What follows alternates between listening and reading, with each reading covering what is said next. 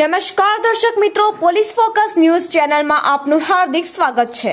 હવે એક નજર આજના મુખ્ય સમાચાર પર। સુરતના કાપોદ્રામાં હાર્ટ એટેકના ખોટા રિપોર્ટ જનરેટ કરી 5 કરોડનો વીમો પકવવાનું રેકેટ ઝડપાયું। કાપોદ્રાના પીપી સવાણી અને નાના વરાછાની ડાયમંડ હોસ્પિટલમાં ખોટી રીતે દાખલ થઈ ભેજાબાજોએ કૌભાંડ કર્યું।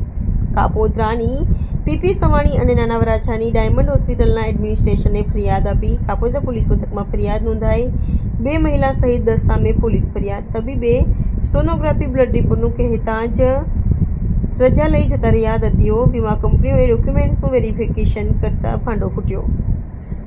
10 પૈકી 8 દર્દીઓ હોસ્પિટલમાં ઇમરજન્સીમાં આવ્યા હતા। કાપોદ્રાની પીપી સવાણી અને નાના વરાછાની ડાયમંડ હોસ્પિટલમાં સારવાર લીધા વિના વીમા કંપનીમાં ક્લેમ કર્યો।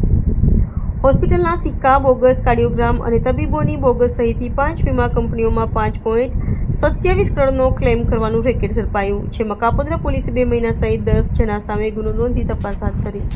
મિત્રો, આવા જ અવનવા સમાચાર જાણવા માટે અમારી ચેનલને લાઈક કરો, સબસ્ક્રાઇબ કરો અને બેલ આઇકોન પર પ્રેસ કરો, જેથી અમારી ન્યૂઝની બધી જ અપડેટ આપને મળતી રહે।